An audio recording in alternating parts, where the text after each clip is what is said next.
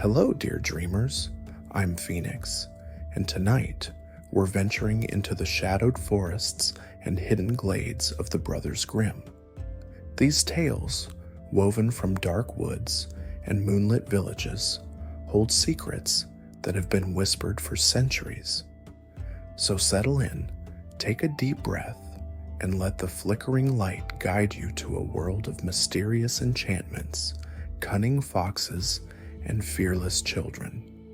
Together, we'll journey through timeless tales that are both haunting and beautiful, bringing you to the heart of Europe's most captivating legends. Relax, unwind, and let the magic of these stories carry you away.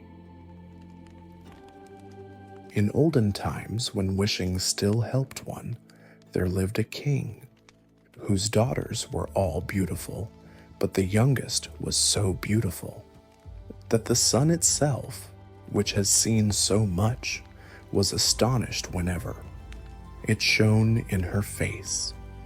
Close by the king's castle lay a great dark forest, and under an old lime tree in the forest was a well. And when the day was very warm, the king's child went out into the forest and sat down by the side of the cool fountain.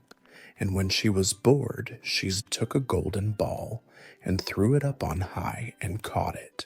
And this ball was her favorite plaything. Now it so happened that on one occasion, the princess's golden ball did not fall into the little hand which she was holding up for it, but onto the ground beyond, and rolled straight into the water.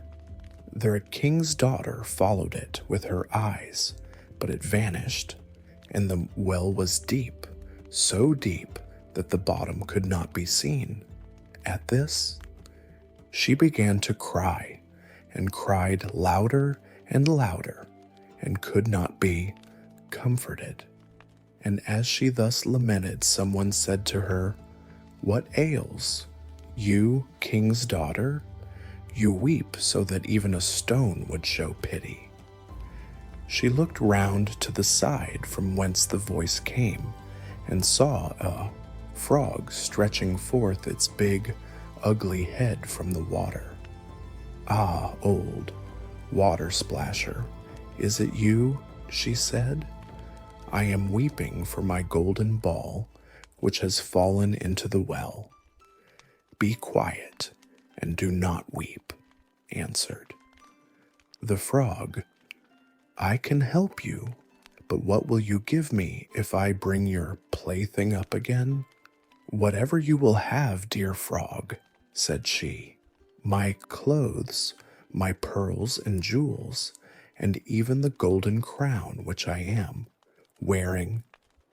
The frog answered, "I do not care for your clothes, your pearls and jewels, nor for your golden crown, but if you will love me, and let me be your companion and playfellow, and sit by you at your little table, and eat off your little golden plate, and drink out of your little cup, and sleep in your little bed, if you will promise me this, I will go down below and bring you your golden ball up again."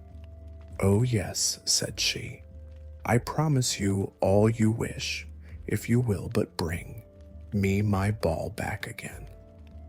But she thought, how the silly frog does talk. All he does is to sit in the water with the other frogs and croak. He can be no companion to any human being. But the frog, when he had received this promise, put his head into the water and sank down, and in a short while came swimming up again, with the ball in his mouth, and threw it on the grass. The king's daughter was delighted to see her pretty plaything once more, and picked it up and ran away with it. "Wait, wait," said the frog. "Take me with you. I can't run as you can." But what did it avail him to scream his croak, croak after her as loudly as he could? She did not listen to it, but ran home and soon forgot the poor frog, who was forced to go back into his well again. The next day, when she had seated herself at table with the king and all the courtiers, and was eating from her little golden plate, something came creeping, splish splash, up the marble staircase, and when it had got to the top, it knocked at the door and cried, "Princess, youngest princess, open the door for me." She ran to see who was outside, but when she opened the door, there sat the frog in front of it. Then she slammed the door to, in great haste, sat down to dinner again, and was quite frightened. The king saw plainly that her heart was beating violently, and said, "My child, what are you so afraid of? Is there perchance a giant outside who wants to carry you away?" "Ah, no," replied she. "It is no giant, but a disgusting frog." "What does a frog want with you?" "Ah, dear father, yesterday as I was in the forest sitting by the well, playing, my golden ball fell into the water, and because I cried so, the frog brought it out again for me, and because he so insisted, I promised him he should be my companion, but I never thought he would be able to come out of his water, and now he is outside there and wants to come in to me." In the meantime, it knocked a second time and cried, "Princess, youngest princess, open the door for me. Do you not know what you said to me yesterday by the cool waters of the well? Princess, youngest princess, open the door for me." Then said the king, "That which you have promised must you perform. Go and let him in." She went and opened the door, and the frog hopped in and followed her, step by step, to her chair. There he sat and cried, "Lift me up beside you." She delayed until at last the king commanded her to do it. Once the frog was on the chair he wanted to be on the table, and when he was on the table he said, "Now push your little golden plate nearer to me, that we may eat together." She did this, but it was easy to see that she did not do it willingly. The frog enjoyed what he ate, but almost every mouthful she took choked her. At length he said, "I have eaten and am satisfied. Now I am tired. Carry me into your little room and make your little silken bed ready, and we will both lie down and go to sleep." The king's daughter began to cry, for she was afraid of the cold frog, which she did not like to touch, and which was now to sleep in her pretty, clean little bed. But the king grew angry and said, "He who helped you when you were in trouble ought not afterwards to be despised by you." So she took hold of the frog with 2 fingers, carried him upstairs, and put him in a corner. But when she was in bed, he crept to her and said, "I am tired. I want to sleep as well as you. Lift me up, or I will tell your father." At this she was terribly angry, and took him up and threw him with all her might against the wall.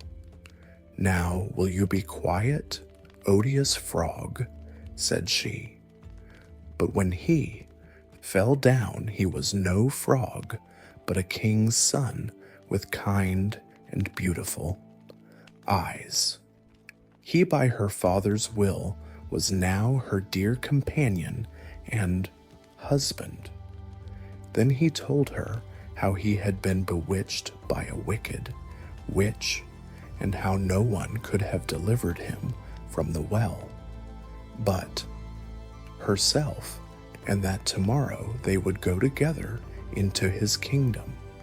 Then they went to sleep, and next morning, when the sun awoke them, a carriage came driving up with 8 white horses, which had white ostrich feathers on their heads, and were harnessed with golden chains, and behind stood the young king's servant, Faithful Henry. Faithful Henry had been so unhappy when his master was changed into a frog that he had caused 3 iron bands to be laid round his heart, lest it should burst with grief and sadness.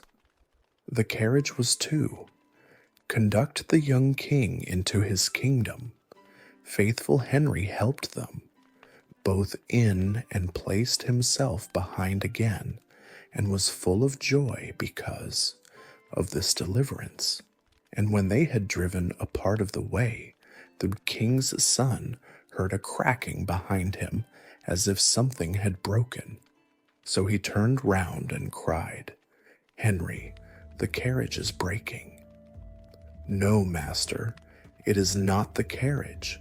It is a band from my heart, which was put there in my great pain when you were a frog and imprisoned in the well, again and once again while they were on their way something cracked, and each time the king's son thought the carriage was breaking, but it was only the bands which were springing from the heart of Faithful Henry, because his master was set free and was happy." The story of a youth who went forth to learn what fear was. A certain father had 2 sons, the elder of whom was smart and sensible and could do everything, but the younger was stupid and could neither learn nor understand anything. And when people saw him, they said, "There's a fellow who will give his father some trouble." When anything had to be done, it was always the elder who was forced to do it. But if his father bade him fetch anything when it was late or in the night time, and the way led through the churchyard or any other dismal place, he answered, "Oh no, father, I'll not go there. It makes me shudder." For he was afraid. Or when stories were told by the fire at night, which made the flesh creep, the listeners sometimes said, "Oh, it makes us shudder." The younger sat in a corner and listened with the rest of them, and could not imagine what they could mean. "They are always saying, 'It makes me shudder. It makes me shudder.' It does not make me shudder," thought he. "That too must be an art of which I understand nothing." Now it came to pass that his father said to him one day, "Hearken to me, you fellow in the corner there. You are growing tall and strong, and you too must learn something by which you can earn your bread. Look how your brother works, but you do not even earn your salt." "Well, father," he replied, "I am quite willing to learn something. Indeed, if it could but be managed, I should like to learn how to shudder. I don't understand that at all yet." The elder brother smiled when he heard that, and thought to himself, "Good God, what a blockhead that brother of mine is. he will never be good for anything as long as he lives. He who wants to be a sickle must bend himself betimes. The father sighed and answered him, You shall soon learn what it is to shudder, but you will not earn your bread by that. Soon after this, the sexton came to the house on a visit, and the father bewailed his trouble and told him how his younger son was so backward in every respect that he knew nothing and learnt nothing. Just think, said he, when I asked him how he was going to earn his bread, he actually wanted to learn to shudder. If that be all, replied the sexton, he can learn that with me. Send him to me, and I will soon polish him.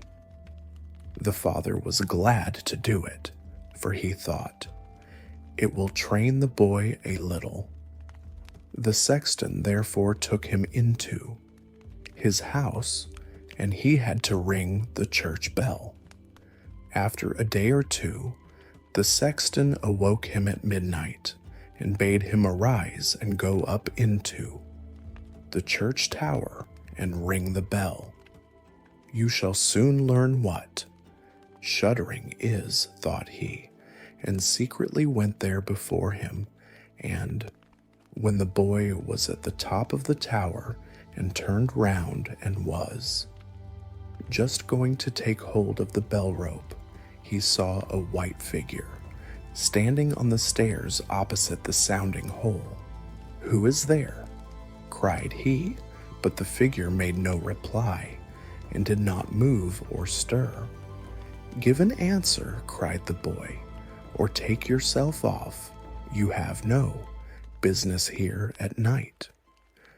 The sexton, however, remained standing motionless that the boy might think he was a ghost. The boy cried a second time, What do you want? Here. Speak if you are an honest fellow, or I will throw you down the steps. The sexton thought, He can't mean to be as bad as his. Words uttered no sound and stood as if he were made of stone. Then the boy called to him for the third time, and as that was also to no purpose, he ran against him and pushed the ghost down the stairs, so that it fell down 10 steps and remained lying there in a corner. Thereupon he rang the bell, went home, and without saying a word, went to bed and fell asleep. The sexton's wife waited a long time for her husband, but he did not come back. At length she became uneasy and wakened the boy and asked, Do you not know where my husband is? He climbed up the tower before you did.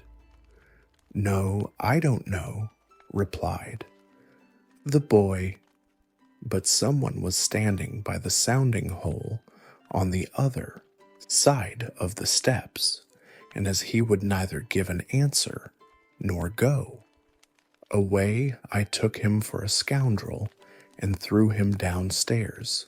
Just go there and you will see if it was he. I should be sorry if it were.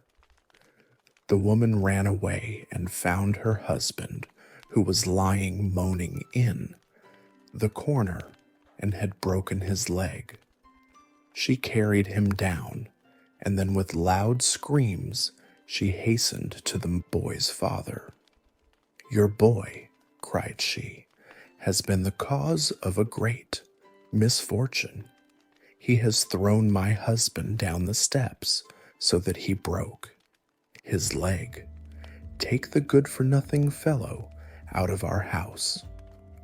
The father was terrified and ran thither and scolded the boy. What wicked tricks are these? Said he. The devil must have put them into your head?" "Father," he replied, "do listen to me. I am quite innocent." He was standing there by night, like one intent on doing evil. I did not know who it was, and I entreated him 3 times, either to speak or to go away. "Ah," said the father, "I have nothing but unhappiness with you. Go out of my sight.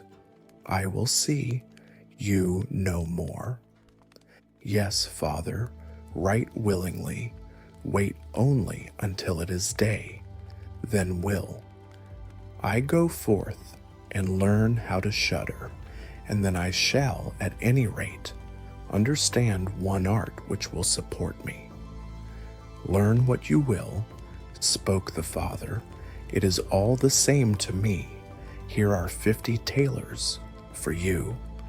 Take these and go into the wide world and tell no one from whence you come and who is your father, for I have reason to be ashamed of you.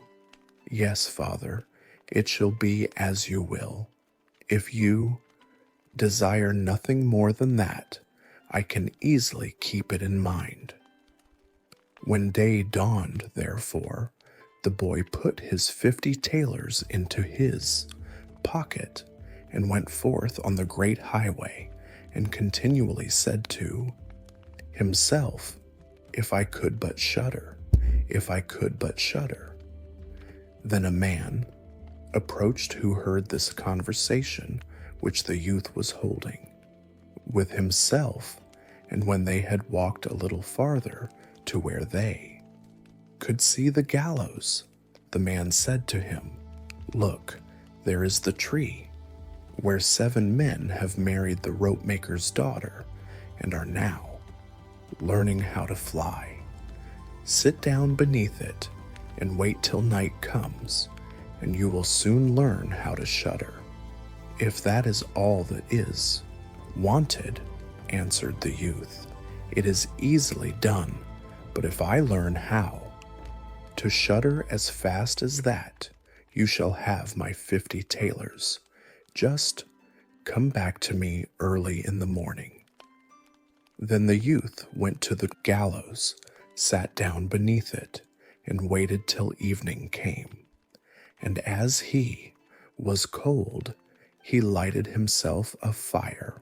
But at midnight the wind blew so sharply that in spite of his fire, he could not get warm.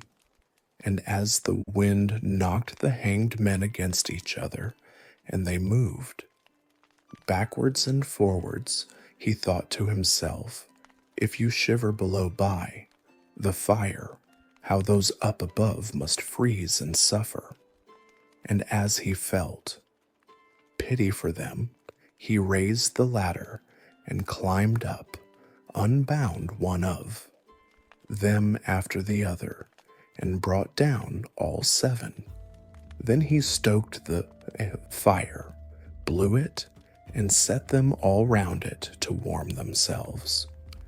But when they sat there and did not stir, and the fire caught their clothes, so he said, "Take care, or I will hang you up again."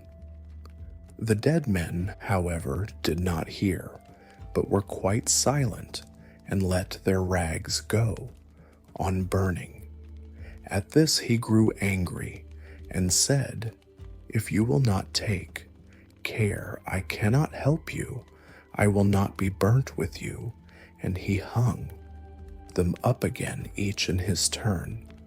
Then he sat down by his fire and fell asleep. And the next morning the man came to him and wanted to have the 50 tailors, and said, "Well, do you know how to shudder?" "No," answered he. "How should I know? Those fellows up there did not open their mouths, and were so stupid that they let the few old rags which they had on their bodies get burnt." Then the man saw that he would not get the 50 tailors that day, and went away, saying, "Such a youth has never come my way before." The youth likewise went his way, and once more began to mutter to himself, "Ah, if I could but shudder! Ah, if I could but shudder!" A wagoner who was striding behind him heard this and asked, "Who are you?" "I don't know," answered the youth. Then the wagoner asked, "From whence do you come?" "I know not." "Who is your father?" "That I may not tell you." "What is it?" "That you are always muttering between your teeth." "Ah," replied the youth, "I do so wish I could shudder, but no one can teach me how." "Enough of your foolish chatter," said the wagoner. "Come, go with me. I will see about a place for you." The youth went with this wagoner, and in the evening they arrived at an inn where they wished to pass the night. Then at the entrance of the parlor the youth again said quite loudly, "If I could but shudder, if I could but shudder."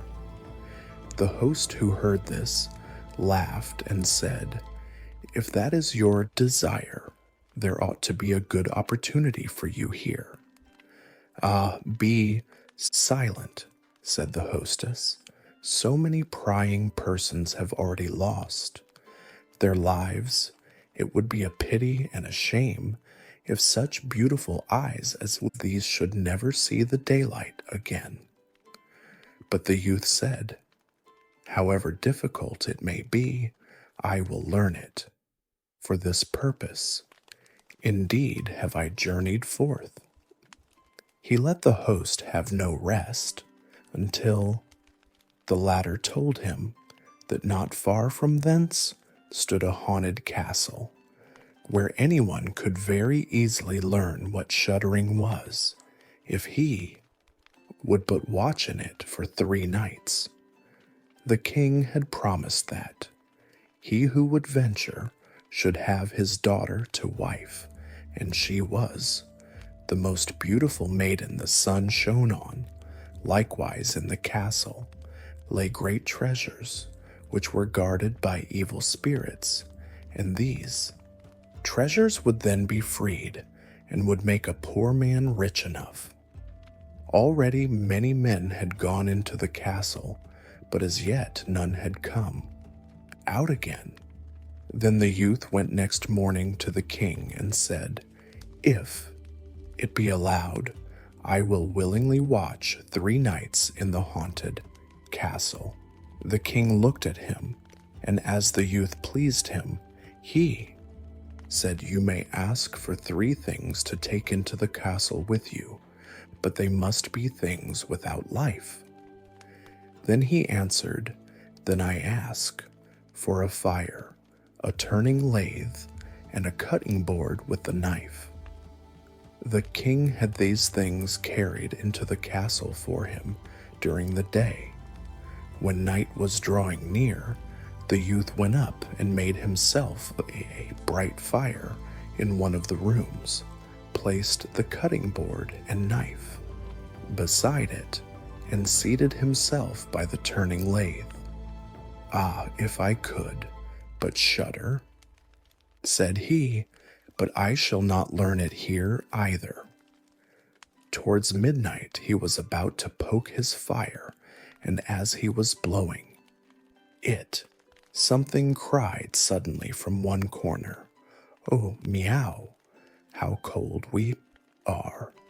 "You fools," cried he, "what are you crying about? If you are cold, come and take a seat by the fire and warm yourselves." And when he had said that, 2 great black cats came with one tremendous leap, and sat down on each side of him, and looked savagely at him with their fiery eyes. After a short time, when they had warmed themselves, they said, "Comrade, shall we have a game of cards?" "Why not?" he replied, "but just show me your paws." Then they stretched out their claws. "Oh," said he, "what long nails you have. Wait, I must first cut them for you." Thereupon he seized them by the throats, put them on the cutting board, and screwed their feet fast. "I have looked at your fingers," said he, "and my fancy for card playing has gone," and he struck them dead and threw them out into the water. But when he had made away with these two, and was about to sit down again by his fire, out from every hole and corner came black cats and black dogs with red-hot chains, and more of them came until he could no longer move, and they yelled horribly, and got on his fire, pulled it to pieces, and tried to put it out. He watched them for a while quietly, but at last, when they were going too far, he seized his cutting knife and cried, "Away with you, vermin," and began to cut them down. Some of them ran away, the others he killed and threw out into the fish pond. When he came back, he fanned the embers of his fire again and warmed himself. And as he thus sat, his eyes would keep open no longer, and he felt a desire to sleep. Then he looked round and saw a great bed in the corner.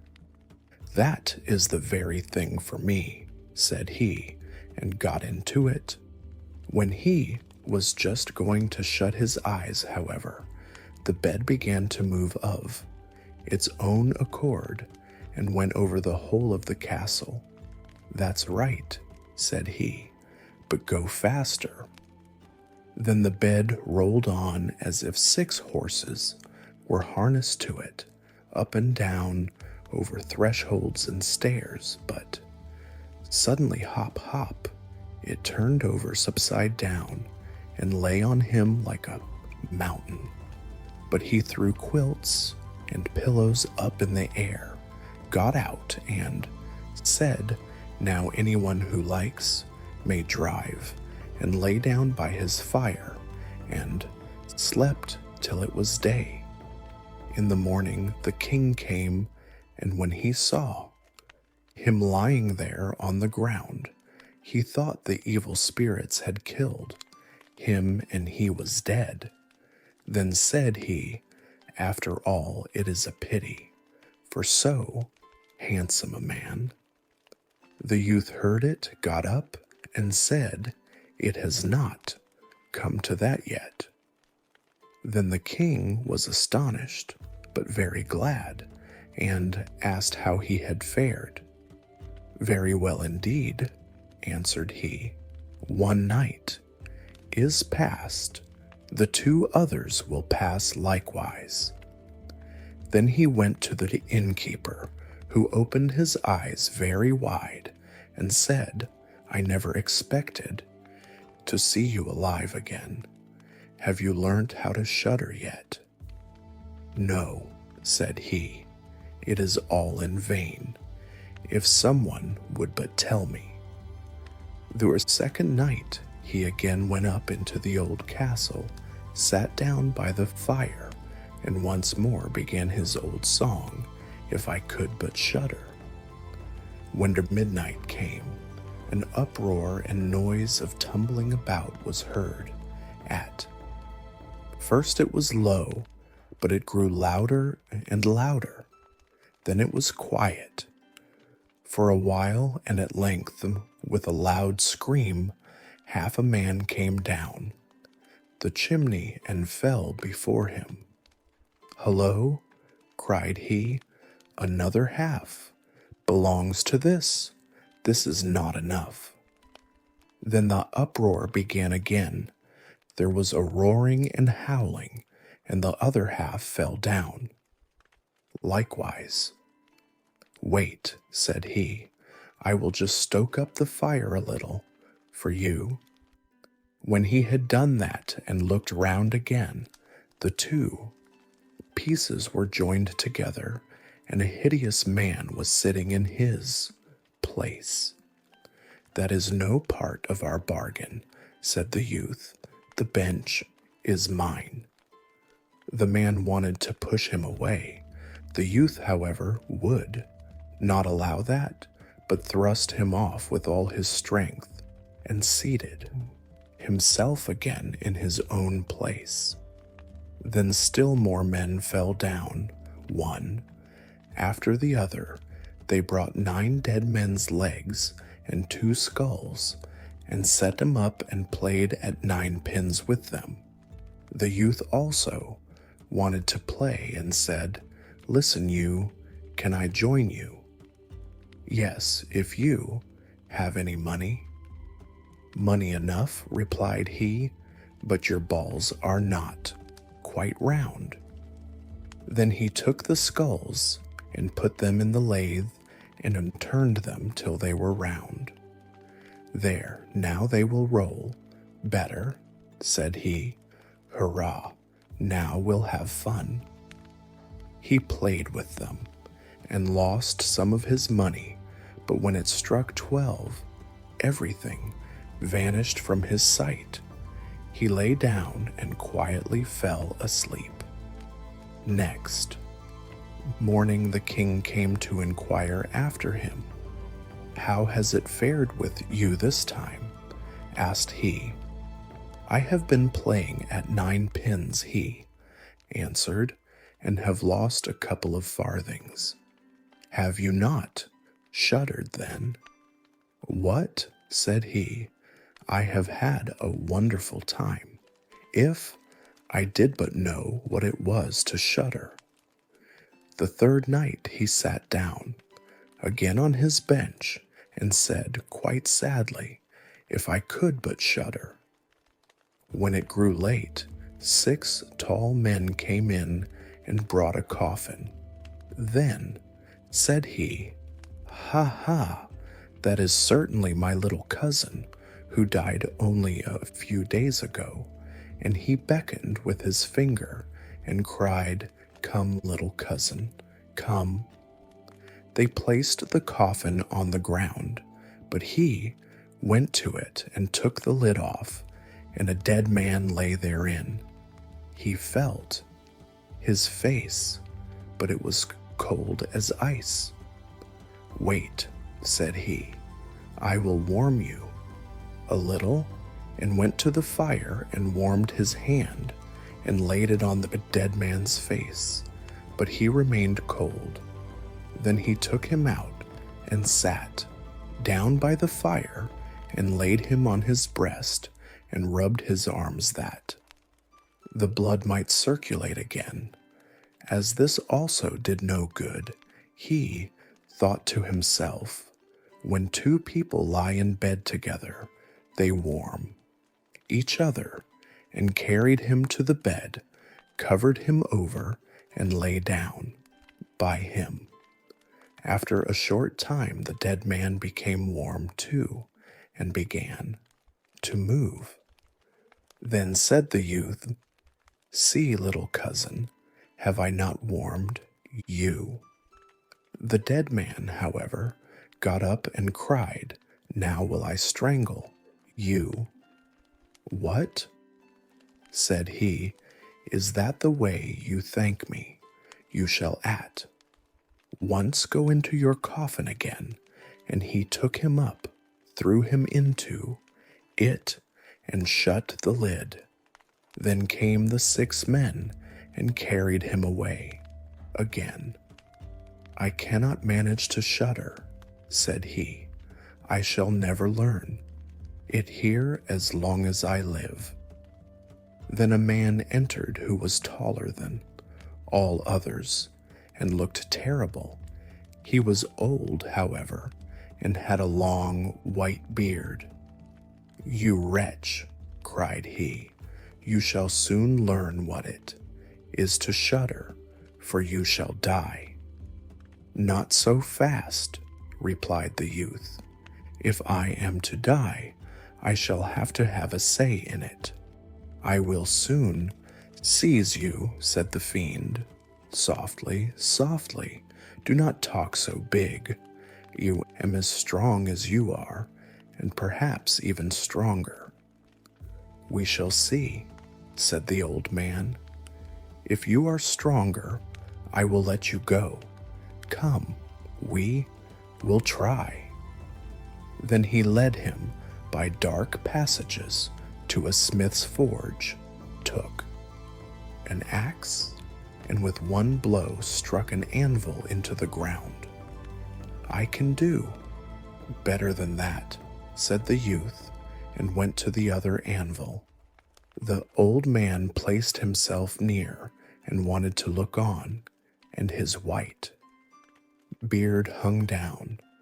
Then the youth seized the axe, split the anvil with one blow, and in it caught the old man's beard. Now I have you, said the youth. Now it is your turn to die. Then he seized an iron bar and beat the old man till he moaned and entreated him to stop, when he would give him great riches. The youth drew out the axe and let him go. The old man led him back into the castle, and in a good cellar showed him 3 chests full of gold. Of these, said he, one part is for the poor, the other for the king, the third yours.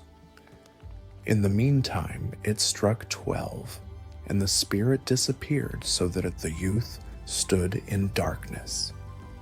I shall still be able to find my way.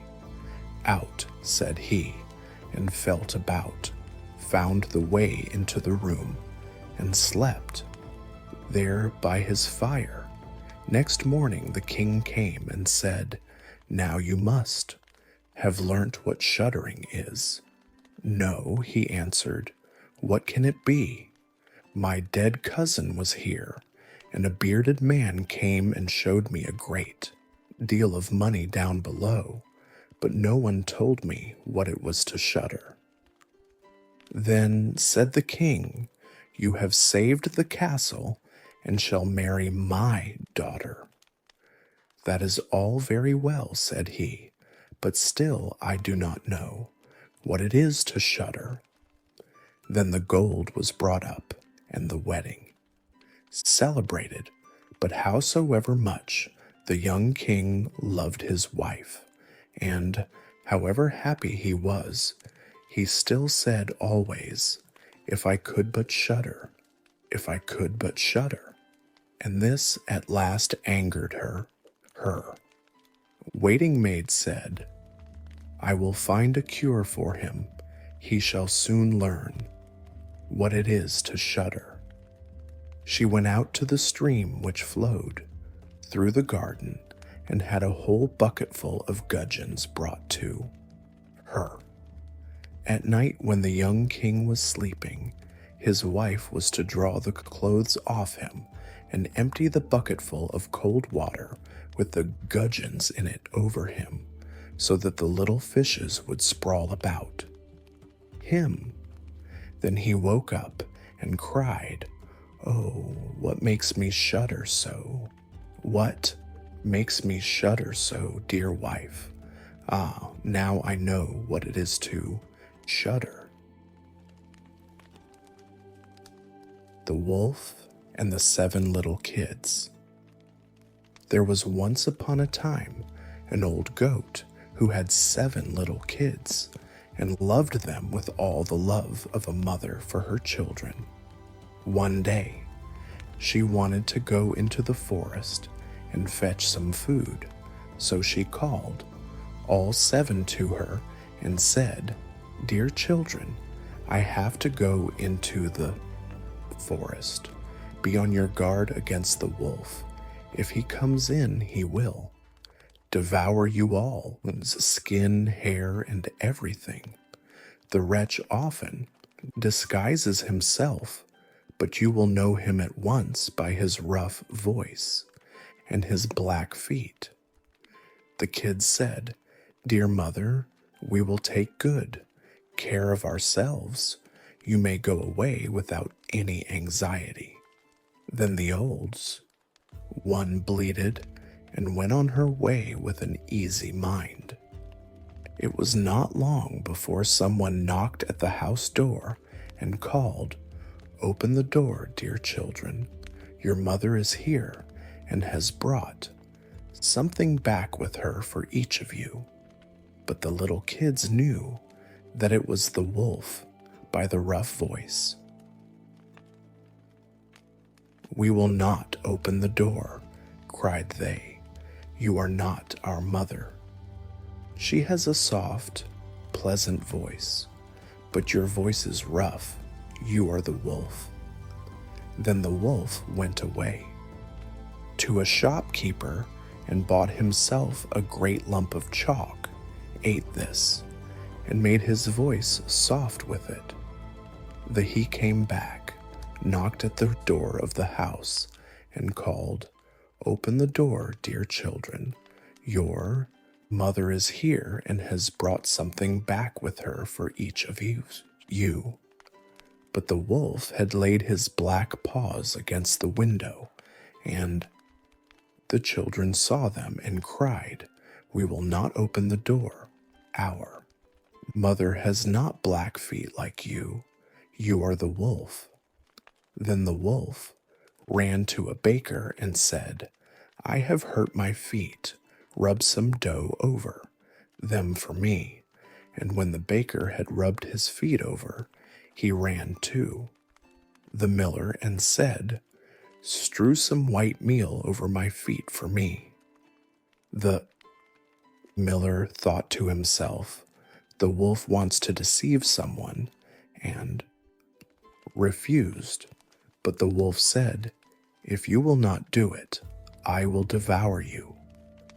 Then the miller was afraid and made his paws white for him. Truly, this the way of mankind. So now the wretch went for the third time to the house door, knocked at it, and said, "Open the door for me, children. Your dear little mother has come home and has brought every one of you something back from the forest with her." The little kids cried, "First show us your paws that we may know if you are our dear little mother." Then he put his paws in through the window, and when the kids saw that they were white, they believed that all he said was true and opened the door. But who should come in but the wolf? They were terrified and wanted to hide themselves. One sprang under the table, the second into the bed, the third into the stove, the fourth into the kitchen, the fifth into the cupboard, the sixth under the washing bowl, and the seventh into the clock case. But the wolf found them all and used no great ceremony. One after the other, he swallowed them down his throat. The youngest, who was in the clock case, was the only one he did not find. When the wolf had satisfied his appetite, he took himself off, laid himself down under a tree in the green meadow outside, and began to sleep. Soon afterwards, the old goat came home again from the forest. Ah, what a sight she saw there! The house door stood wide open. The table, chairs, and benches were thrown down. The washing bowl lay broken to pieces, and the quilts and pillows were pulled off the bed. She sought her children, but they were nowhere to be found. She called them one after another by name, but no one answered. At last, when she came to the youngest, a soft voice cried, "Dear mother, I am in the clock case." She took the kid out, and it told her that the wolf had come and had eaten all the others. Then you may imagine how she wept over her poor children. At length, in her grief, she went out, and the youngest kid ran with her. When they came to the meadow, there lay the wolf by the tree, and snored so loud that the branches shook. She looked at him on every side and saw that something was moving and struggling in his gorged belly. Ah, heavens, she said, is it possible that my poor children, whom he has swallowed down for his supper, can be still alive?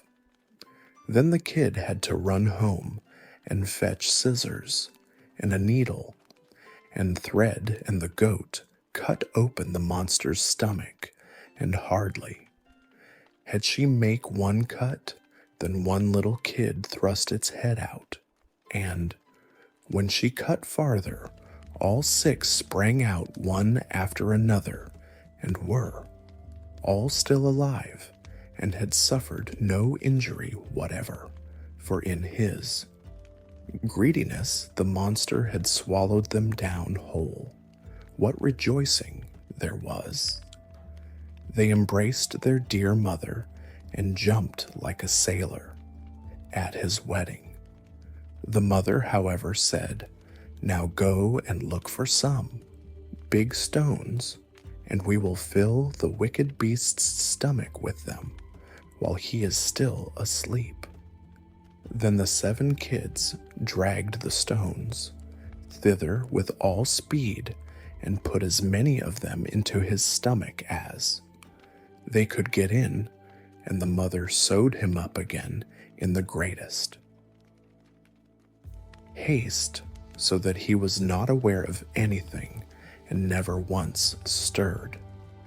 When the wolf at length had had his fill of sleep, he got on his legs, and as the stones in his stomach made him very thirsty, he wanted to go to a well to drink.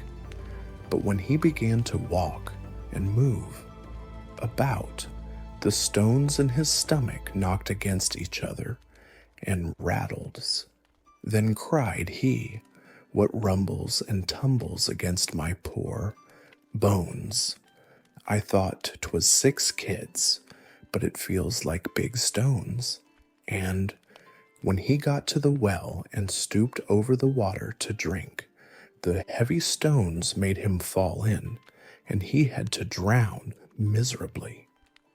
When the 7 kids saw that, they came running to the spot and cried aloud, "The wolf is dead! The wolf is dead!" and danced for joy round about the well with their mother. The 3 little men in the wood. There was once a man whose wife died, and a woman whose husband died, and the man had a daughter, and the woman also had a daughter.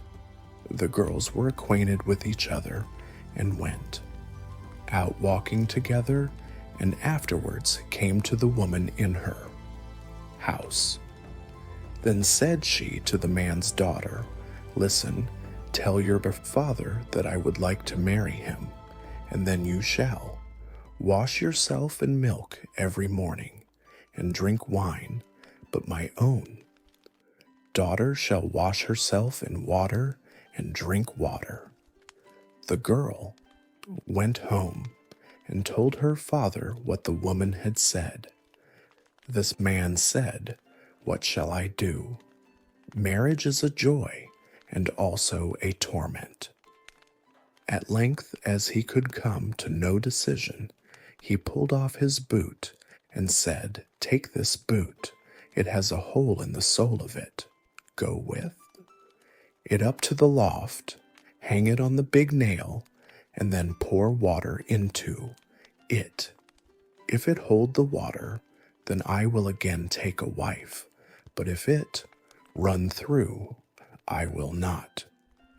The girl did as she was bid, but the water drew the hole together, and the boot became full to the top. She informed her father how it had turned out. Then he himself went up, and when he saw that she was right, he went to the widow and wooed her, and the wedding was celebrated. The next morning, when the two girls got up, there stood before the man's daughter milk for her to wash in, and wine for her to drink. But before the woman's daughter stood water to wash herself with, and water for drinking. On the second morning stood water for washing, and water for drinking before the man's daughter, as well as before the woman's daughter. And on the third morning stood water for washing, and water for drinking before the man's daughter, and milk for washing, and wine for drinking before the woman's daughter. And so it continued. The woman became her stepdaughter's bitterest enemy, and day by day did her best to treat her still worse. She was also envious because her stepdaughter was beautiful and lovable, and her own daughter ugly and repulsive. Once in winter, when everything was frozen as hard as a stone, and hill and vale lay covered with snow, the woman made a frock of paper, called her stepdaughter, and said, "Here, put on this, dress, and go out into the wood, and fetch me a little basketful of strawberries. I have a fancy for some." "Good heavens," said the girl, "no strawberries grow in winter? The ground is frozen, and besides, the snow has covered everything. And why am I to go in this paper frock? It is so cold outside that one's very breath freezes. The wind will blow through the frock, and the thorns tear it off my body." "Will you contradict me?" said the stepmother. "See that you go, and do not show your face again until you have the basketful of strawberries." Then she gave her a little piece of hard bread, and said, "This will last you the day," and thought, "You will die of cold and hunger outside, and will never be seen again by me." Then the maiden was obedient, and put on the paper frock, and went out with the basket. Far and wide there was nothing but snow, and not a green blade to be seen. When she got into the wood, she saw a small house, out of which peeped 3 little men. She wished them good day, and knocked modestly at the door. They cried, "Come in," and she entered the room and seated herself on the bench by the stove, where she began to warm herself and eat her breakfast. The little men said, "Give us some of it too." "Willingly," she said, and divided her piece of bread in 2 and gave them the half. They asked, "What do you here in the forest in the winter time, in your thin dress?" "Ah," she answered, "I am to look for a basketful of strawberries, and am not to go home until I can take them with me." When she had eaten her bread, they gave her a broom and said, "Sweep away the snow at the back door." But when she was outside, the 3 little men said to each other, "What? Shall we give her, as she is so good and has shared her bread with us?" Then said the first, "My gift is that she shall every day grow more beautiful." The second said, "My gift is that gold pieces shall fall out of her mouth every time she speaks." The third said, My gift is that a king shall come and take her to wife." The girl, however, did as the little men had bidden. Her swept away the snow behind the little house with the broom, and what did she find but real ripe strawberries, which came up quite dark red out of the snow.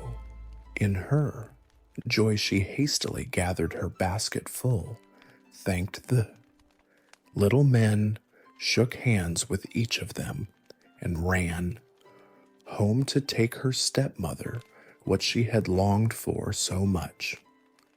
When she went in and said good evening, a piece of gold at once fell out of her mouth. Thereupon she related what had happened to her in the wood, but with every word she spoke, gold pieces fell from her mouth until very soon the whole room was covered with them. "Now look at her arrogance," cried the stepsister, "to throw about gold in that way." But she was secretly envious of it, and wanted to go into the forest also to seek strawberries. The mother said, "No, my dear little daughter, it is too cold. You might freeze to death." However, as her daughter let her have no peace, the mother at last yielded, made her a magnificent coat of fur, which she was obliged to put on, and gave her bread and butter and cake for her journey. The girl went into the forest and straight up to the little house. The three little men peeped out again, but she did not greet them, and without looking round at them, and without speaking to them, she went awkwardly into the room, seated herself by the stove, and began to eat her bread and butter and cake. "Give us some of it," cried the little men, but she replied, "There is not enough for myself, so how can I give it away to other people?" When she had finished eating, they said, "There is a broom for you. Sweep it all clean in front of the back door. Sweep for yourselves." She answered, "I am not your servant." When she saw that they were not going to give her anything, she went out by the door. Then the little men said to each other, "What shall we give her, as she is so naughty and has a wicked, envious heart that will never let her do a good turn to anyone?" The first said, "I grant that she may grow uglier every day." The second said, "I grant that at every word she says a toad shall spring out of her mouth." The third said, "I grant that she may die a miserable death." The maiden looked for strawberries outside, but as she found none, she went angrily home. And when she opened her mouth and was about to tell her mother what had happened to her in the wood, with every word she said, a toad sprang out of her mouth, so that everyone was seized with horror of her. Then the stepmother was still more enraged, and thought of nothing but how to do every possible injury to the man's daughter, whose beauty, however, grew daily greater. At length she took a cauldron, set it on the fire, and boiled yarn in it. When it was boiled, she flung it on the poor girl's shoulder and gave her an axe in order that she might go on the frozen river, cut a hole in the ice and rinse the yarn. She was obedient, went thither and cut a hole in the ice. And while she was in the midst of her cutting, a splendid carriage came driving up, in which sat the king. The carriage stopped, and the king asked, "My child, who are you, and what are you doing here?" I am a poor girl, and I am rinsing yarn." Then the king felt compassion, and when he saw that she was so very beautiful, he said to her, "Will you go away with me?" "Ah, yes, with all my heart," she answered, for she was glad to get away from the mother and sister. So she got into the carriage and drove away with the king, and when they arrived at his palace, the wedding was celebrated with great pomp, as the little men had granted to the maiden. When a year was over, the young queen bore a son, and as the stepmother had heard of her great good fortune, she came with her daughter to the palace and pretended that she wanted to pay her a visit. But when the king had gone out and no one else was present, the wicked woman seized the queen by the head, and her daughter seized her by the feet, and they lifted her out of the bed and threw her out of the window into the stream which flowed by. Then the ugly daughter laid herself in the bed, and the old woman covered her up over her head. When the king came home again and wanted to speak to his wife, the old woman cried, "Hush, hush, that can't be now. She is lying in a violent sweat. You must let her rest today." The king suspected no evil and did not come back again till next morning. And as he talked with his wife, and she answered him, with every word a toad leapt out, whereas formerly a piece of gold had fallen. Then he asked what that could be, but the old woman said that she had got that from the violent sweat, and would soon lose it again. During the night, however, the scullion saw a duck come swimming up the gutter, and it said, "King, what art thou doing now? Sleepest thou, or wakest thou?" And as he returned no answer, it said, "And my guests, what may they do?" The scullion said, "They are sleeping soundly too." Then it asked again, "What does little baby mine?" He answered, "Sleepeth in her cradle fine." Then she went upstairs in the form of the queen, nursed the baby, shook up its little bed, covered it over, and then swam away, again down the gutter in the shape of a duck. She came thus for 2 nights. On the third, she said to the scullion, "Go and tell the king to take his sword and swing it 3 times over me on the threshold." Then the scullion ran and told this to the king, who came with his sword and swung it thrice over the spirit, and at the 3rd time his wife stood before him, strong, living, and healthy, as she had been before. Thereupon the king was full of great joy, but he kept the queen hidden in a chamber until the Sunday, when the baby was to be christened.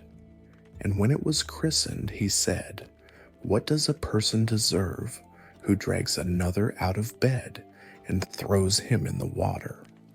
"The wretch deserves nothing better," answered the old woman, "than to be taken and put in a barrel, stuck full of nails, and rolled downhill into the water." "Then," said the king, "you have pronounced your own sentence." And he ordered such a barrel to be brought, and the old woman to be put into it with her daughter, and then the top was hammered on, and the barrel rolled downhill until it went into the river.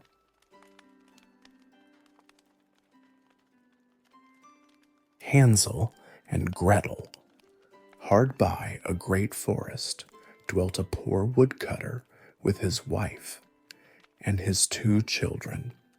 The boy was called Hansel, and the ghost girl Gretel. He had little to bite and to break, and once when great dearth fell on the land, he could no longer procure even daily bread. Now when he thought over this by night in his bed, and tossed about in his anxiety, he groaned and said to his wife, "What is to become of us? How are we to feed our poor children when we no longer have anything even for ourselves?" "I'll tell you what, husband," answered the woman. "Early tomorrow morning we will take the children out into the forest to where it is the thickest. There we will light a fire for them and give each of them one more piece of bread, and then we will go to our work and leave them alone. They will not find the way home again, and we shall be rid of them." "No, wife," said the man, "I will not do that. How can I bear to leave my children alone in the forest, the wild? Animals would soon come and tear them to pieces." "Oh, you fool," said she, "then we must all 4 die of hunger. You may as well plane the planks for our coffins." And she left him no peace until he consented. "But I feel very sorry for the poor children, all the same," said the man. The 2 children had also not been able to sleep for hunger, and had heard what their stepmother had said to their father. Gretel wept bitter tears and said to Hansel, "Now all is over with us." "Be quiet, Gretel," said Hansel. "Do not distress yourself. I will soon find a way to help us." And when the old folks had fallen asleep, he got up, put on his little coat, opened the door below, and crept outside. The moon shone brightly, and the white pebbles which lay in front of the house glittered like real silver pennies. Hansel stooped and stuffed the little pocket of his coat with as many as he could get in. Then he went back and said to Gretel, "Be comforted, dear little sister, and sleep in peace. God will not forsake us." And he lay down again in his bed. When day dawned, but before the sun had risen, the woman came and awoke the 2 children, saying, "Get up, you sluggards. We are going into the forest to fetch wood." She gave each a little piece of bread and said, "There is something for your dinner, but do not eat it up before then, for you will get nothing else." Gretel took the bread under her apron, and Hansel had the pebbles in his pocket. Then they all set out together on the way to the forest. When they had walked a short time, Hansel stood still and peeped back at the house, and did so again and again. His father said, "Hansel, what are you looking at there and staying behind for? Pay attention, and do not forget how to use your legs." "Ah, father," said Hansel, "I am looking at my little white cat, which is sitting up on the roof and wants to say goodbye to me." The wife said, "Fool, that is not your little cat. That is the morning sun which is shining on the chimneys." Hansel, however, had not been looking back at the cat, but had been constantly throwing one of the white pebble stones out of his pocket on the road. When they had reached the middle of the forest, the father said, "Now, children, pile up some wood, and I will light a fire that you may not be cold. Hansel and Gretel gathered brushwood together as high as a little hill. The brushwood was lighted, and when the flames were burning very high, the woman said, "Now, children, lay yourselves down by the fire and rest. We will go into the forest and cut some wood. When we have done, we will come back and fetch you away." Hansel and Gretel sat by the fire, and when noon came, each ate a little piece of bread, and as they heard the strokes of the wood axe, they believed that their father was near. It was not the axe, however, but a branch which he had fastened to a withered tree, which the wind was blowing backwards and forwards, and as they had been sitting such a long time, their eyes closed with fatigue, and they fell fast asleep. When at last they awoke, it was already dark. Night. Gretel began to cry and said, "How are we to get out of the forest now?" But Hansel comforted her and said, "Just wait a little until the moon has risen, and then we will soon find the way." And when the full moon had risen, Hansel took his little sister by its hand and followed the pebbles which shone like newly coined silver pieces, and showed them the way.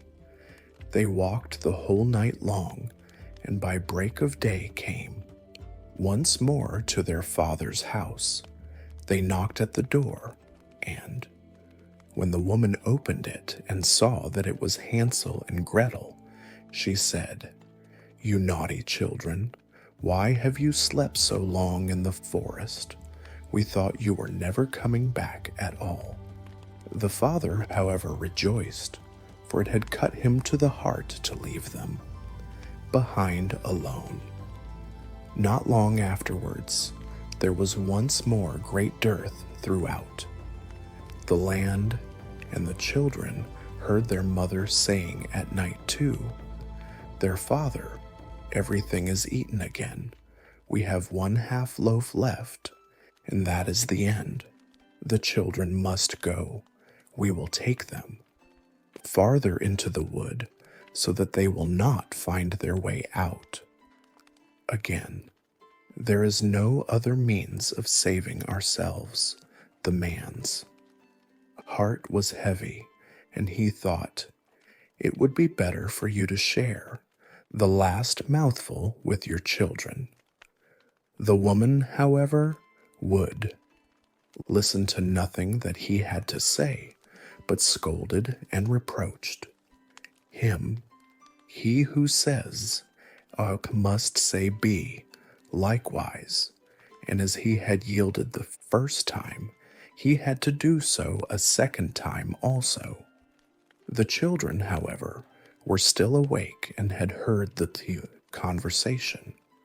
When the old folks were asleep, Hansel again got up and wanted to go out and pick up pebbles as he had done before, but the woman had locked the door and Hansel could not get out.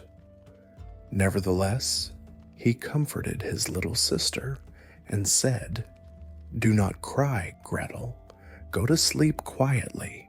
The good God will help us." Early in the morning came the woman and took the children out of their beds. Their piece of bread was given to them, but it was still smaller than the time before, on the way into the forest. Hansel crumbled his in his pocket and often stood still and threw a morsel on the ground. "Hansel, why do you stop and look round?" said the father. "Go on." "I am looking back at my little pigeon, which is sitting on the roof and wants to say goodbye to me," answered Hansel. "Fool," said the woman, "that is not your little pigeon. That is the morning sun that is shining on the chimney." Hansel, however, little by little, threw all the crumbs on the path. The woman led the children still deeper into the forest, where they had never in their lives been before. Then a great fire was again made, and the mother said, "Just sit there, you children, and when you are tired, you may sleep a little. We are going into the forest to cut wood, and in the evening, when we are done, we will come and fetch you away." When it was noon, Gretel shared her piece of bread with Hansel, who had scattered his by the way. Then they fell asleep, and evening passed, but no one came to the poor children. They did not awake until it was dark night, and Hansel comforted his little sister and said, "Just wait, Gretel, until the moon rises, and then we shall see the crumbs of bread which I have. Strewn about, they will show us our way home again." When the moon came, they set out, but they found no crumbs for the many thousands of birds which fly about in the woods and fields had picked them all up. Hansel said to Gretel, "We shall soon find the way," but they did not find it. They walked the whole night and all the next day too, from morning till evening, but they did not get out of the forest and were very hungry, for they had nothing to eat but 2 or 3 berries which grew on the ground.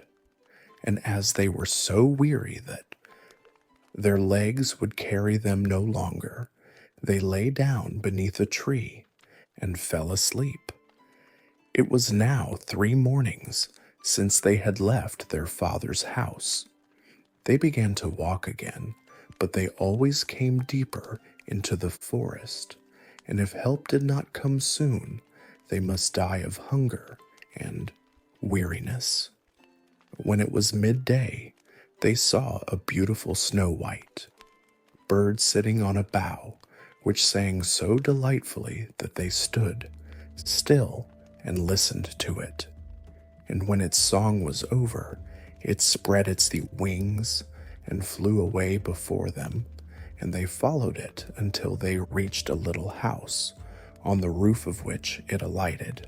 And when they approached the little house, they saw that it was built of bread and covered with cakes, but that the windows were of clear sugar.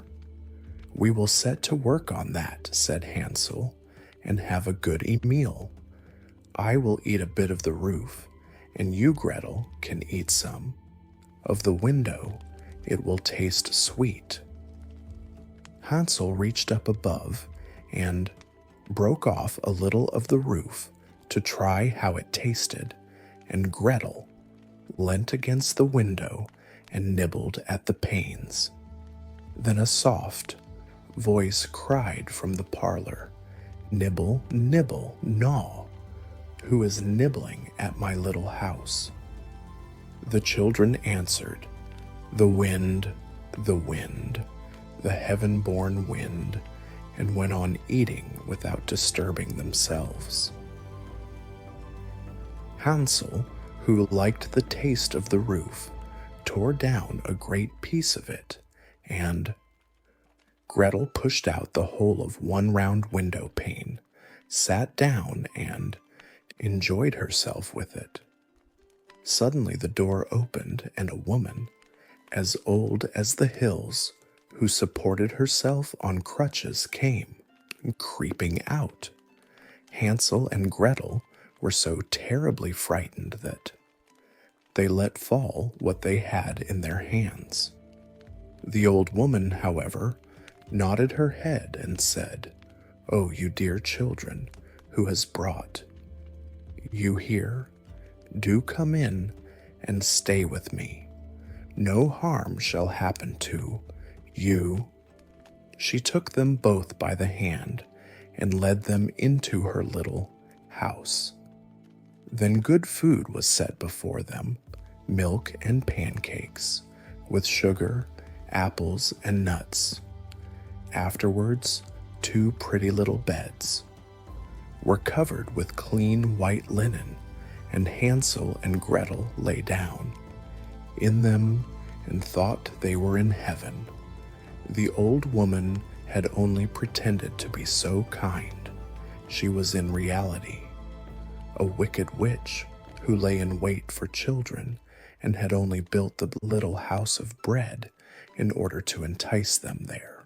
When a child slip fell into her power, she killed it, cooked and ate it, and that was a feast day with her. Witches have red eyes and cannot see far, but they have a keen scent like the beasts and are aware when human beings draw near. When Hansel and Gretel came into her neighborhood, she laughed with malice and said mockingly, "I have them, they shall not escape me again." Early in the morning, before the children were awake, she was already up, and when she saw both of them sleeping and looking so pretty with their plump and rosy cheeks, she muttered to herself, "That will be a dainty mouthful." Then she seized Hansel with her shriveled hand, carried him into a little stable, and locked him in behind a grated door. Scream as he might, it would not help him. Then she went too. Gretel shook her till she awoke and cried, "Get up, lazy thing, fetch some water and cook something good for your brother. He is in the stable outside and is to be made fat. When he is fat, I will eat him." Gretel began to weep bitterly, but it was all in vain, for she was forced to do what the wicked witch commanded. And now the best food was cooked for poor Hansel, but Gretel got nothing but crab shells. Every morning the woman crept to the little stable and cried, "Hansel, stretch out your finger that I may feel if you will soon be fat." Hansel, however, stretched out a little bone to her, and the old woman, who had dim eyes, could not see it, and thought it was Hansel's finger, and was astonished that there was no way of fattening him. When 4 weeks had gone by, and Hansel still remained thin, she was seized with impatience and would not wait any longer. "Now then, Gretel," she cried to the girl, "stir yourself and bring some water. Let Hansel be fat or lean. Tomorrow I will kill him and cook him." Ah, how the poor little sister did lament when she had to fetch the water, and how her tears did flow down her cheeks. "Dear God, do help us," she cried. "If the wild beasts in the forest had but devoured us, we should at any rate have died together. Just keep your noise too yourself," said the old woman. "It won't help you at all." Early in the morning, Gretel had to go out and hang up the cauldron with the water and light the fire. "We will bake first," said the old woman. "I have already heated the oven and kneaded the dough." She pushed poor Gretel out to the oven, from which flames of fire were already darting. "Creep in," said the witch, "and see if it properly heated so that we can put the bread in." And once Gretel was inside, she intended to shut the oven and let her bake in it, and then she would eat her too. But Gretel saw what she had in mind and said, "I do not know how I am to do it. How do I get in?" "Silly goose," said the old woman, "the door is big enough. Just look, I can get in myself. And she crept up and thrust her head into the oven. Then Gretel gave her a push that drove her far into it, and shut the iron door and fastened the bolt. Oh! Then she began to howl quite horribly, but Gretel ran away, and the godless witch was miserably burnt to death. Gretel, however, ran like lightning to Hansel, opened his little stable, and cried, "Hansel, we are saved. The old witch is dead." Then Hansel sprang like a bird from its cage when the door is opened. How they did rejoice and embrace each other and dance about and kiss each other.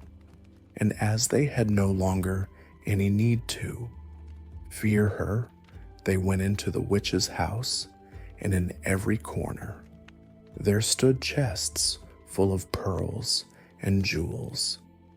"These are far better than pebbles," said Hansel, and thrust into his pockets whatever could be got in, and Gretel said, "I too will take something home with me," and filled her pinafore full.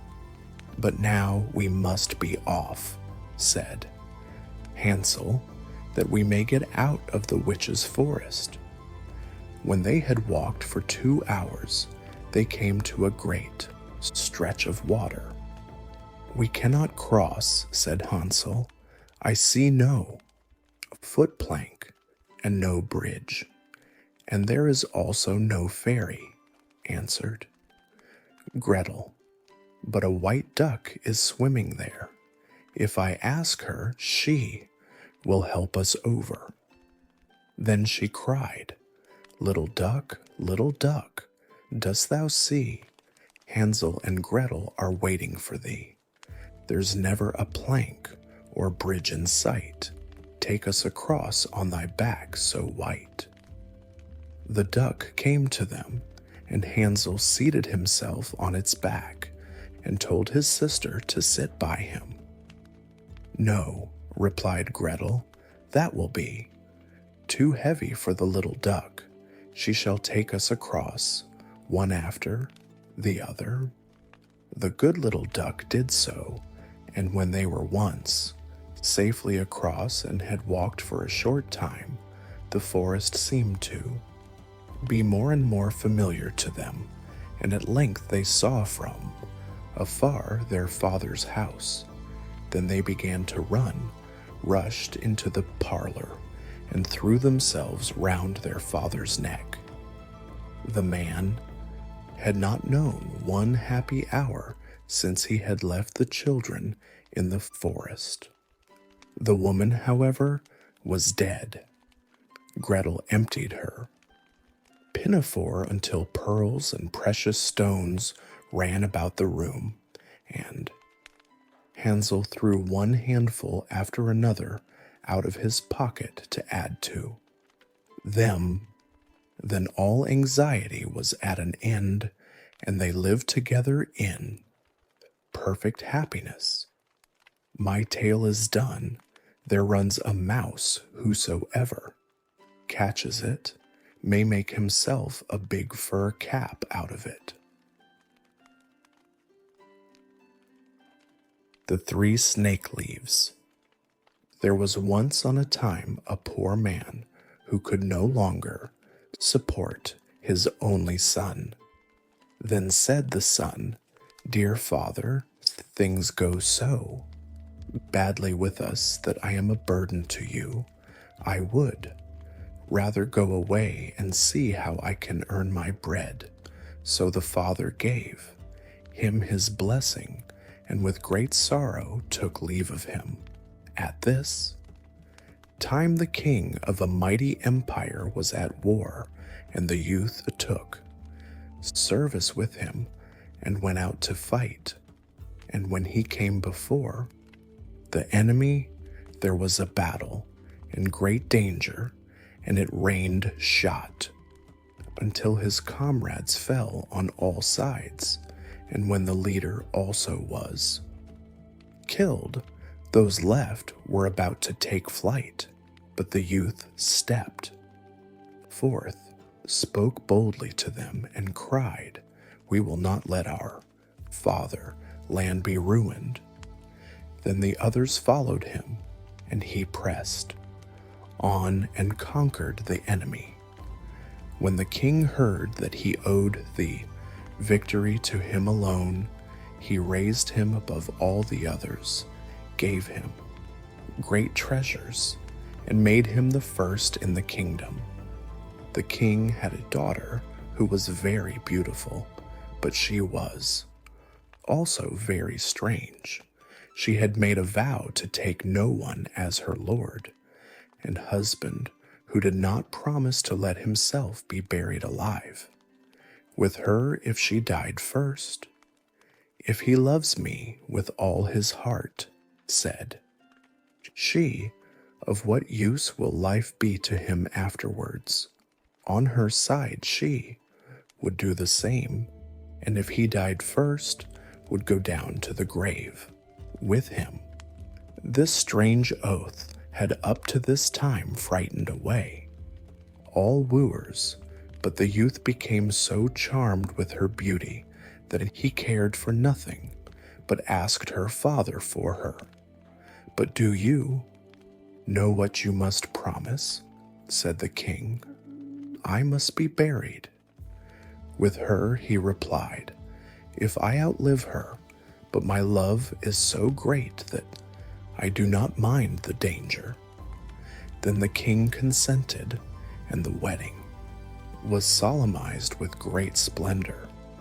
They lived now for a while happy and contented with each other, and then it befell that the young queen was attacked by a severe illness, and no physician could save her.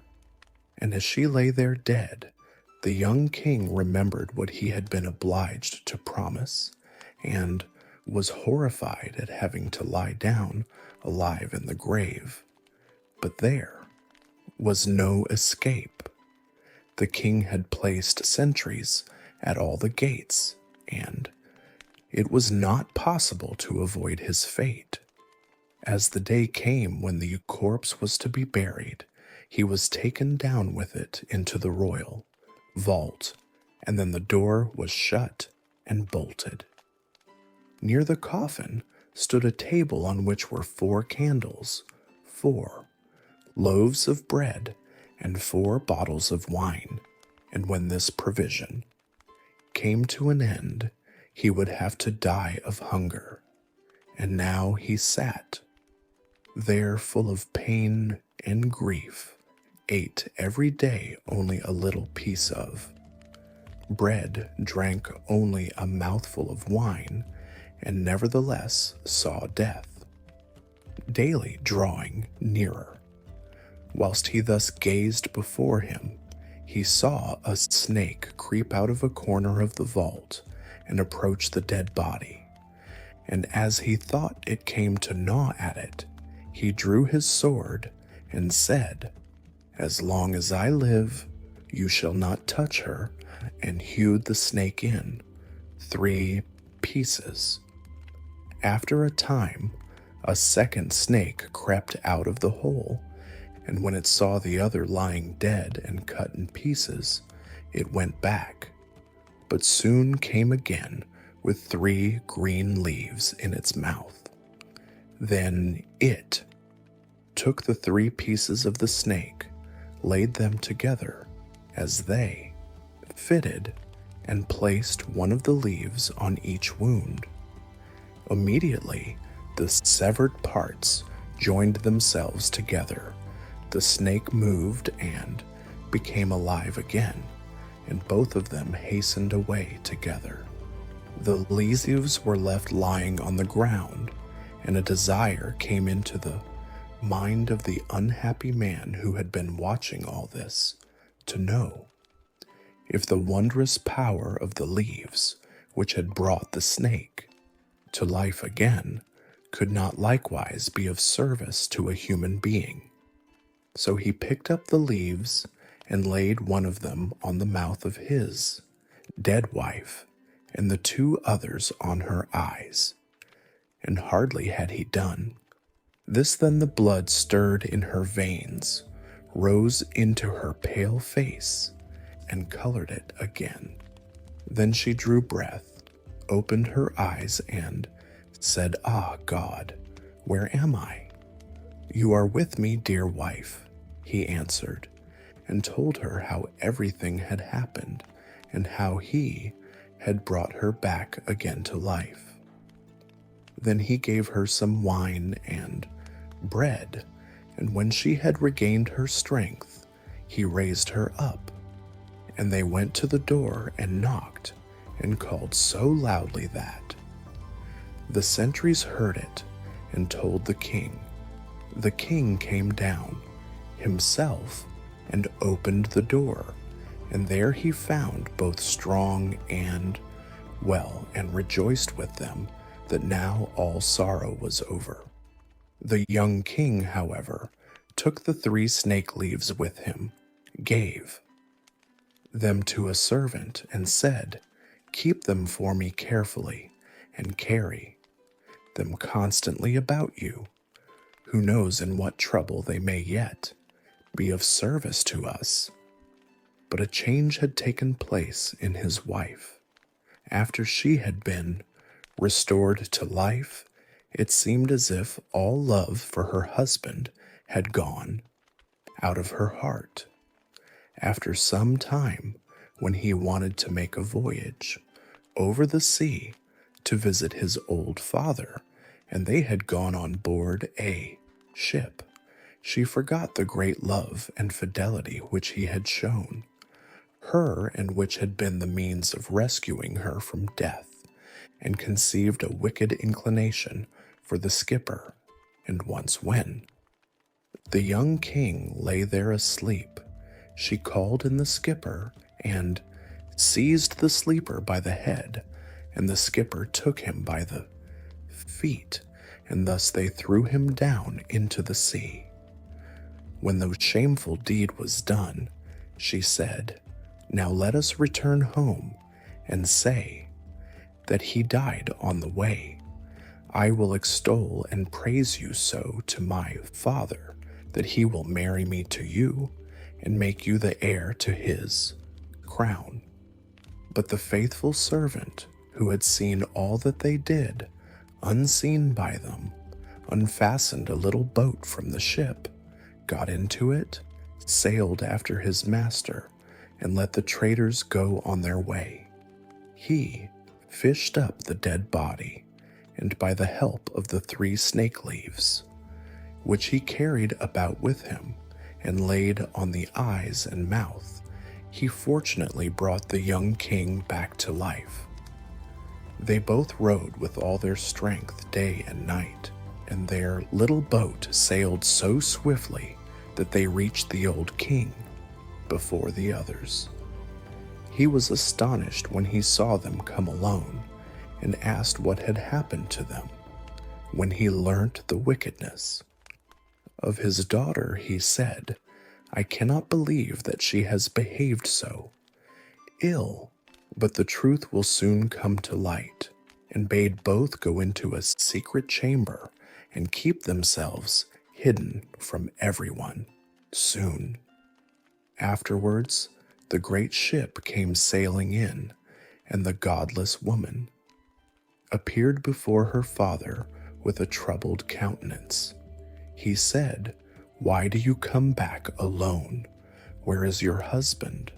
"Ah, dear father," she replied, "I come home again in great grief. During the voyage, my husband became suddenly ill and died, and if the good skipper had not given me his help, it would have gone ill with me. He was present at his death and can tell you all. The king said, 'I will make the dead alive again,' and opened the chamber and bade the 2 come out. When the woman saw her husband, she was thunderstruck and fell on her knees and begged for mercy. The king said, "There is no mercy. He was ready to die with you and restored you to life again, but you have murdered him in his sleep and shall receive the reward that you deserve." Then she was placed with her accomplice in a ship which had been pierced with holes and sent out to sea, where they soon sank amid the waves. Little Redcap. Once upon a time, there was a dear little girl who was loved by everyone who looked at her, but most of all by her grandmother, and there was nothing that she would not have given to the child. Once she gave her a little cap of red velvet, which suited her so well that she would never wear anything else, so she was always called Little Redcap. One day her mother said to her, "Come, Little Redcap, here is a piece of cake and a bottle of wine. Take them to your grandmother. She is ill and weak, and they will do her good. Set out before it gets hot, and when you are going, walk nicely and quietly, and do not run off the path, or you may fall and break the bottle, and then your grandmother will get nothing. And when you go into her room, don't forget to say good morning, and don't peep into every corner before you do it." "I will take great care," said Little Redcap to her mother, and gave her hand on it. The grandmother lived out in the wood, half a league from this village, and just as Little Redcap entered the wood, a wolf met her.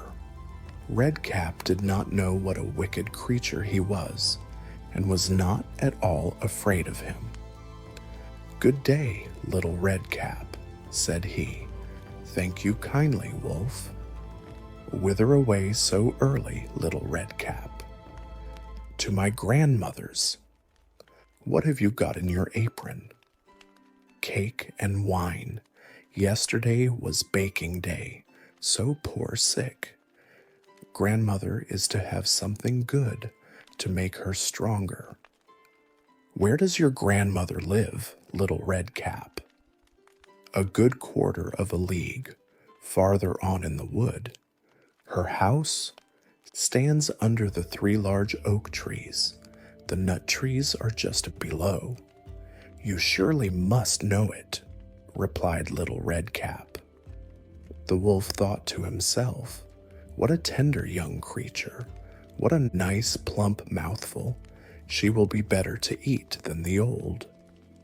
Woman, I must act craftily so as to catch both." So he walked for a short time by the side of Little Redcap, and then he said, "See, Little Redcap, how pretty the flowers are about here. Why do you not look round? I believe, too, that you do not. Hear how sweetly the little birds are singing.